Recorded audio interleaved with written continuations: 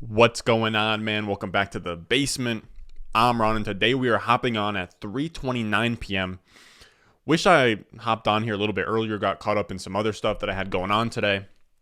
But we're hopping on to go over my top 10 takeaways, lessons learned, observations, whatever I saw with these beautiful, light blue eyes, as my mother would say, saw out there on the football field, my film grinder eyes, saw out there on the football field yesterday in week 3 of fantasy football. It was a action-packed day. I took some L's here and there, some W's here and there, all around a successful football Sunday. Now, with all that being said, make sure you go down below, subscribe, leave a like. We put these videos out every single day of the fantasy football season. So without further ado, let's go. Thirsty, trying to choose. I know I'm pretty cool. My nitty bag. So we popped that up on the screen manually. This is going to be pretty much a live show that I then render, put it onto YouTube. We're going to be pulling up all the graphics manually. We're going to be doing this as a one-man show, how I like it. Now, let's get into our first lesson learned, takeaway. I don't know what I'm going to call these, but probably like lesson learned. Probably takeaway. Now that I think about it, these are like more observations than they are lessons learned. We're going to use lesson learned for the thumbnail or the title, because that always does great. Now, Brandon Aiyuk is finally out of the doghouse. We're finally free, fellas. We are finally free. Our man is no longer shackled by the chains of Kyle Shanahan. He saw 60 out of 70 total snaps to Sherfield's 2. Remember, there was that notion of Kyle Shanahan saying, Sherfield is better than Aiyuk. Aiyuk, if he wants to be on the field for all the snaps, then he's going to have to outplay Trent Sherfield because Trent Sherfield is damn good. Well, those claims that he made, wild. It's clear that he was just putting on a show. He was just putting on a show, trying to make Brandon Aiyuk feel bad and make him know that, you gotta kind of kiss the ring before you can, like, I don't know. It's just one of those things where Kyle Shanahan just has, I wouldn't call it a complex, but just, wanting to be superior. He's put players in the doghouse in the past. And no, we're not running out here and saying that Brandon Aiyuk is the next Dante Pettis. Dante Pettis was a bad prospect. His year one wasn't that crazy. Brandon Aiyuk, if only Kyle Shanahan knew that Brandon Aiyuk was on the crazy trajectory that he was on. If only he knew. And this is a rant for another time, but Kyle Shanahan is much better. Like, he's a fantastic OC. Great play calling, creative play calling, love all that. But in terms of clock management, roster management, player-to-player interactions, that shouldn't be under Kyle Shanahan's job description. He is best suited as an OC. I actually saw a take on Twitter today that I really liked, that there's no way that the egos would have let this happen, Kyle Shanahan's ego. But the best thing for the 49ers, if they wanted to go out there and win a Super Bowl, the best thing they could have possibly done was probably promote Rob Saleh to head coach so he can operate as like that Mike Vrabel CEO, and then just have Kyle Shanahan be the OC, and then also have Rob Saleh call the defensive plays. That'd be the best thing that they could do for that team. Now, moving on from that, Aiyuk ended the game with 6 targets, 4 catches, 37 yards, and a touchdown. That's huge signs of improvement. This is a guy that looked borderline droppable 7 days ago. Now he's firmly back in that wide receiver 3 rest of season conversation. If he comes out here and plays well, he has plenty of room to become a wide receiver 2, even, top 15 wide receiver rest of season. And I know that 6 targets, 4 catches, 37 yards isn't anything crazy. I know 15% target share isn't anything wild, but again, remember, this is his first game back from essentially being publicly humiliated by Kyle Shanahan, saying that Trent Sherfield, the guy that could maybe even be on like a different team's practice squad, was better than Aiyuk. Aiyuk also saw 3 end zone targets. He's coming back from being publicly humiliated. There's a lot of good signs here, a lot of room for improvement. And on top of that, he was playing as the X wide receiver across from Jair Alexander for a lot of the night. So give the guy a break. He's back out here. He's out of the doghouse. He is ready to go. Brandon Aiyuk should be in your starting lineups. He's a wide receiver 3 or better until further noticed. Let's just take one more dub. So Aiyuk is not even a dub because I've been touting him all season. We still haven't gotten a usable week out of Aiyuk because you definitely weren't starting him last week. Things are trending in the right direction. But DAndre Swift, this is our second takeaway, is that DAndre Swift is literally breaking fantasy. He's breaking fantasy. This guy is the RB2 in PPR league as of right now. The RB2. He does not have a single game over 50 rushing yards. He is the running back 2, the second best running back in all fantasy football, without a single game over 50 rushing yards, which is insane.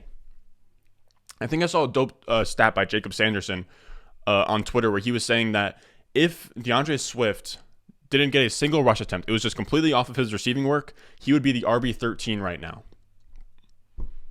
Insane. He's a cheat code. And this is how we said he was going to pay off. You guys can say a lot of the Swift deniers are saying, terrible offense and Jamal Williams was there.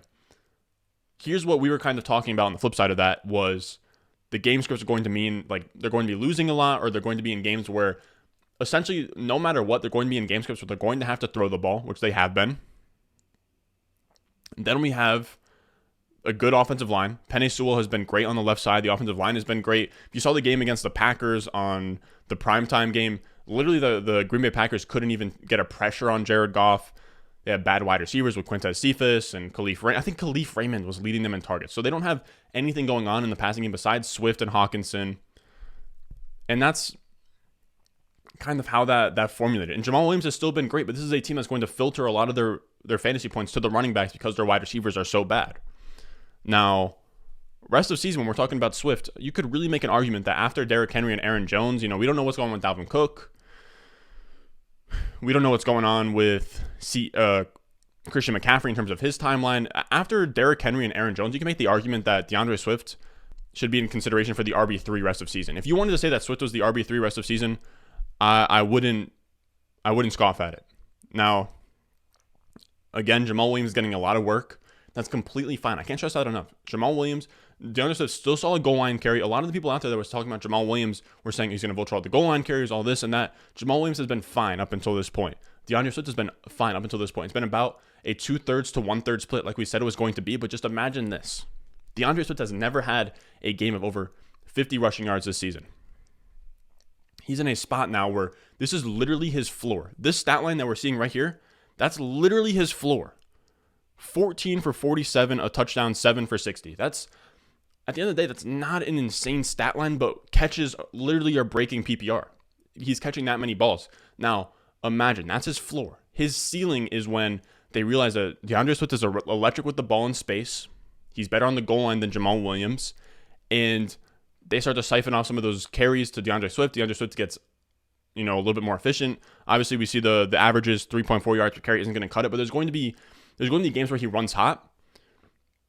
And when DAndre Swift gets a game where he has 100 and plus rushing yards, and then he also has the 7 catches to go along with it, and then a touchdown, we're talking about like over RB1 overall in fantasy, Alvin Kamara in his rookie year type upside.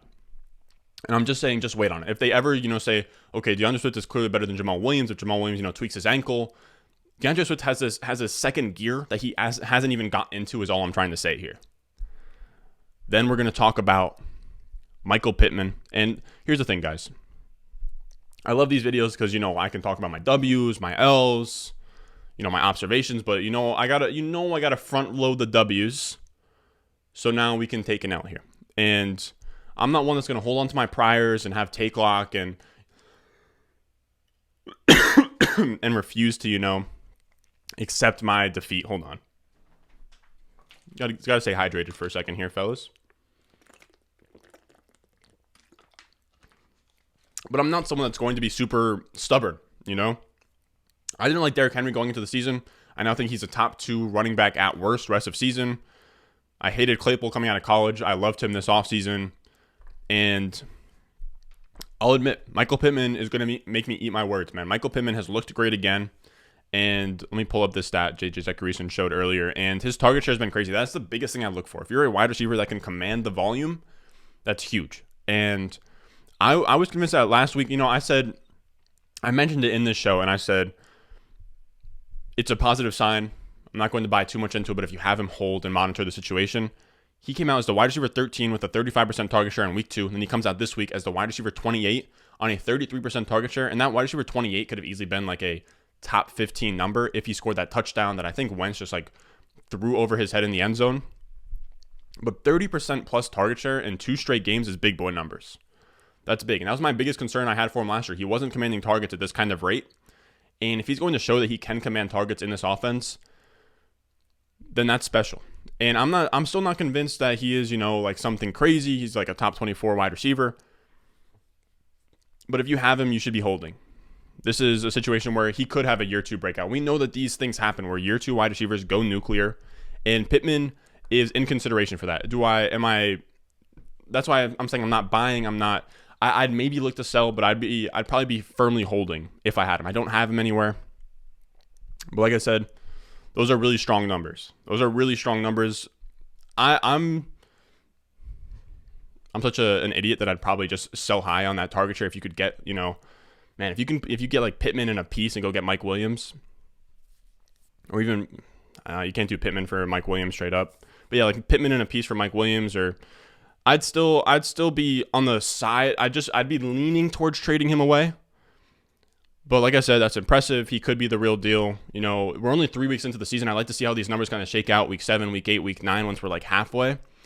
But yeah, it's really strong. I'm leaning towards taking my L on Michael Pittman. I do think that people are going to see those numbers and get over optimistic, and that's why I'd be looking to sell. But at the end of the day, Michael Pittman has made me, I'll take my L on Michael Pittman. Now we're going to go into, what is this, number 4? Yeah, so now we have number 4, and it's that rookie quarterbacks suck. All the rookie quarterbacks have struggled. This week, Trevor Lawrence went 22 for 34 with 219 yards, a touchdown, and 2 interceptions. Zach Wilson had 19 for 35, 160 yards, and 0 touchdowns with 2 interceptions. Mac Jones, 51 attempts, 30 completions, 270 yards, 1 touchdown, 3 interceptions. And then you had Justin Fields, 68 yards, 0 touchdowns, 0 interceptions, went 6 for 20. I think a Justin Herbert type season is probably out of question. But we have to understand, this is kind of more of a real football / dynasty take when it comes to these quarterbacks, because obviously in redraft, no one's starting. Some people are starting Trevor Lawrence, some people are starting Justin Fields. No one's starting Zach Wilson or Mac Jones unless if you're in deep superflex leagues. With these rookies long term, those first 3, 4, 5 weeks are tough. A lot of them struggle early. I've seen people show like stats from the first 3 weeks of certain quarterbacks and guys like Andrew Luck, and I've seen guys like Peyton Manning. Now obviously we're kind of overextending here, but 3 games, this sample isn't enough to say that these quarterbacks are all bust. It's also good that all of them are struggling, so you can't just like point out one and be like, oh, he's the bust. All of them have struggled to this point, and I think that it's going to get better as the season progresses. They're gonna kind of settle in here, figure things out. Now, the whole reason that I put this here is I wanted to highlight the rookies that were struggling, because that's a takeaway that I had. But then also, I hate Matt Nagy. I hate him. He's an idiotic coach. There's a special spot in my heart of hatred for Matt Nagy. Justin Fields, a guy who runs a 4-4. A 4-4. Nope, wrong one. Matt Nagy did nothing to help him out. 30 dropbacks, 4 using pre-snap motion, 2 using max protection, 2 designed rollouts, 2 designed QB runs. This was a guy who just got sacked 9 times yesterday. He runs a 4-4. Now, I understand. Some people are going to pull up the fact that he holds onto the ball too long. If you know that your quarterback holds onto the ball too long in the pocket, a rookie quarterback, instead of expecting him to just become a new quarterback in the matter of 1 week, you build a game plan around him. Okay, these are his flaws. Let's play to his strengths.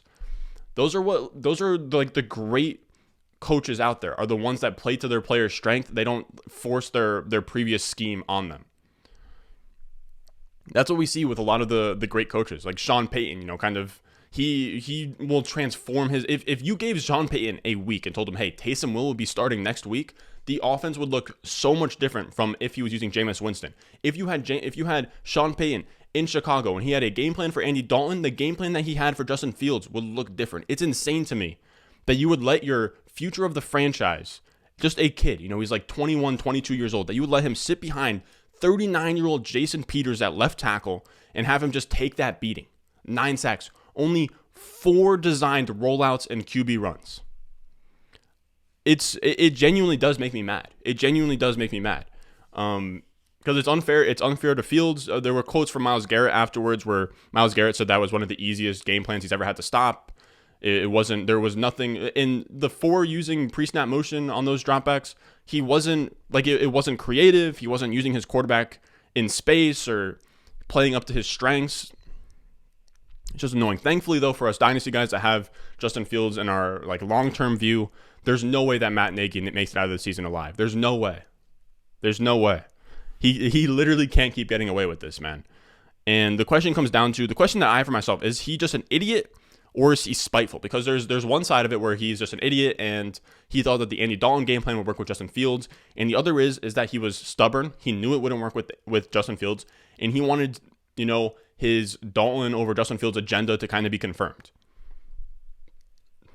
At the end of the day, we don't know, but it's annoying. It's annoying. Anyways, let's go on to our running backs are fragile takeaway. And this is what we've been talking about all offseason. I just kind of wanted to highlight it in season so we can kind of see it in practice. And we had top 5 running backs: McCaffrey, Dalvin Cook, Kamara, Henry, and Zeke. Those were our top 5 running backs per ADP going into the season. Of those 5, we have Christian McCaffrey and Dalvin Cook missing time. We don't know how long they're going to be out for. And then we have Ezekiel Elliott, who in my opinion has looked like a bust this far. And this is why I was preaching, make that first round running back. And now I just want to say, only maybe 10 to 20% of my teams are like true, disgusting, diehard 0 RB teams. The rest of them, I am drafting running backs in round 1, but I was just stressing the fact that if you're going to draft a running back in round 1, he needs to have crazy upside. He needs to have league-winning upside to offset that risk, because there's no such thing as floor at running back. People are out here, I'll draft Zeke for guaranteed touches. He has a really safe floor. If your argument at running back starts with floor, he's probably not a great pick at running back. And if you wanted floor, you could have gone for Kelsey, Devontae Adams, Tyreek Hill, Stefon Diggs. They've all provided a fine floor. They're all healthy. No health concerns at this point. And now all those guys aren't league winners, but I'm just saying they all have safe floors. None of those 4 players have been huge busts. Diggs has been a little bit disappointing. We'll get into him in a second, but all of them have been stable assets. None of them have had crazy injuries. And here is kind of the huge part that I want to click with you guys when it comes to, like 0 running back, or even just, overall strategy from a fantasy football standpoint with running back fragility. Those running backs, Alexander Mattison and Chuba Hubbard, are now instant starts with Dalvin Cook and Christian McCaffrey gone. The running backs, I don't know how long they're going to stay out, but if Chuba Hubbard or Alexander Mattison are on waivers, they're going to go for 50% or more of your fab budget, maybe even more than Elijah Mitchell went for. Now, say Tyreek Hill or Devontae Adams went down. McCole Hardman and Marquez Valdes-Scantling don't just become top 15 wide receivers the same way that Alexander Mattison and Chuba Hubbard do during that span. So this isn't so much like me victory lapping 0 RB, because I have some 0 RB teams that aren't even doing that great. All I'm saying is just like in season, that's what running back fragility looks like. On to maybe number 6 or 7, we got CEH is not dead. Clyde Edwards-Helaire is not dead. And it's pretty wild. The faith was wavering last week. I'll be honest with you guys. It was really ugly. The fumble, just everything about that game. They lose to the Ravens. It was ugly. Now, we'll say shout out to Andy Reid for not, for not putting him in the doghouse and holding a fumble against him, like a lot of, football guy type coaches do. But Clyde came out and he looked great, man. He looked great. He had 17 carries for 100 rushing yards, 2, 9, and 1 receiving. So 2 catches, 9 yards, and 1 touchdown. It was his 3rd ever 100-yard rushing game. It was the 4th most attempts he's ever had in a game. And I mean, almost 20 touches in the Chiefs offense is going to be valuable. That's what I've been saying all offseason. I just keep coming back to this. Because yes, he's been a rough start, but if you're going to get 15 to 20 touches in the Chiefs offense as a running back, that's very valuable. Now, here's the real question that you need to ask yourself if you have Clyde Edwards-Helaire. Because we know his role is elite, but is his talent enough to elevate him as an RB1? Can he be a top 10, a top 12 running back on the season? Or is he just, stuck in this role and he's going to be a back end guy, kind of like a Josh Jacobs, Chris Carson, David Montgomery type, where he has a role. He's not elite. He's not going to give you top 3, top 5 numbers where he's winning you leagues. He's just going to be, an RB2. And you guys know we fade those kind of guys, these dead zone running backs. Is he now in that dead zone running back range, or is he still in the spot for you where he can be a top 5, top 10 running back? Does he have that upside? And it's hard to give a definitive answer on that because, like I keep circling back to this, he was a first-round pick, which means that he has that talent. Which, that's what cements it. Because I had him as my RB5 pre-draft in that class. But if they're going to come out here and give him first-round draft capital, then you have to respect that. The problem is that he hasn't looked great this far.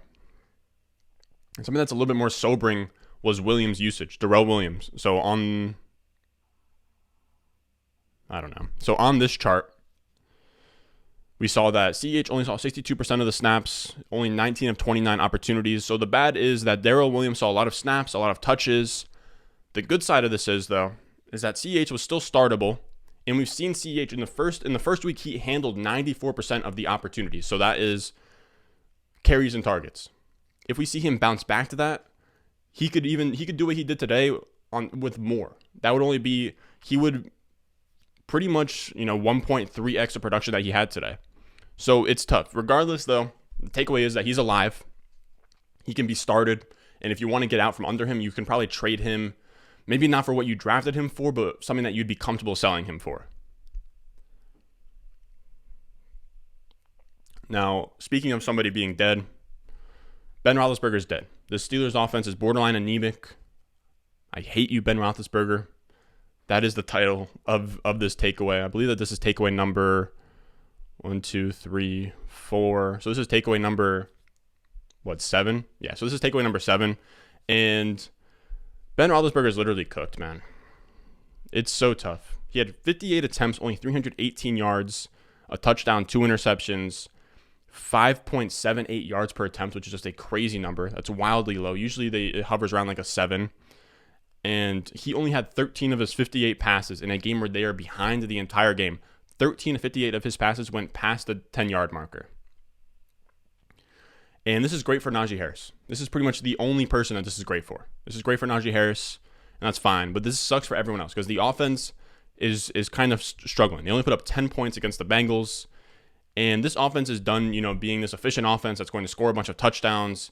Now, maybe I'm overreacting a little bit because they didn't have Deontay Johnson. Juju left early. Maybe they come back and things will get better. But when you have Ben Roethlisberger as your quarterback, it's so discouraging, especially for Chase Claypool, because I love Chase Claypool going into the season. Here's the problem, though. Chase Claypool's skill set aligns with Ben Roethlisberger poorly. It's something that I didn't factor in. I didn't factor in that Ben Roethlisberger needs to be able to throw the ball down the field to Chase Claypool, which on my end is stupid. If you have a player that thrives at like Chase Claypool is DK Metcalf. He is a poor man's version of DK Metcalf. He is this big wide receiver. He's fast. He's explosive. He's going to get on the outside. He's going to get open deep a lot. Now with DK, he has Russell Wilson throwing him passes. Russell Wilson's maybe the greatest deep thrower, top 3 at the very least in the last 5 years. So that's a match made in heaven when you have Ben Roethlisberger, who, as we see by this chart, literally can't throw past, 20, 30 yards.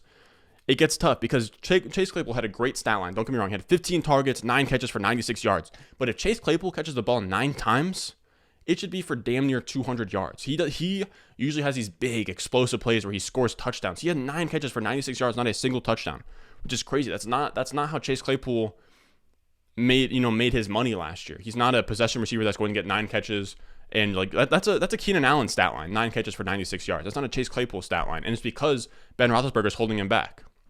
Just annoying. I don't know what you do there. If you can sell that 9 catches for 96 yards, we're going to get into the buys and sells in 2 days.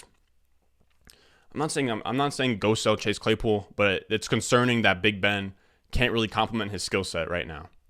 Maybe, I don't know. I'm going to say maybe it's not like Ben Roethlisberger is just going to become a better passer. So I don't know, man. Chase Claypool, Ben Roethlisberger, that whole thing is a headache for me. I still don't know how I feel about it. I think Chase Claypool is probably just going to be a boomer bust wide receiver 3 until further notice. And I do think he's going to break a few long and he's going to find his way, but it's frustrating for now. Then we have a little bit of a happier note. Saquon Barkley, in my opinion, locked and loaded, top 5 running back rest of season. He is here. King Saquon is back. Finishes the RB6 on the week in PPR. He had 16 for 51 and a touchdown. Not super efficient, but that's what you get with Saquon sometimes. He's going to have those games where he only averages 3 yards per carry, where he goes, -1, -1, 3 yards, and he busts one off for 90 yards. He does that all the time. 6 catches, which is huge. 6 catches for 43 yards.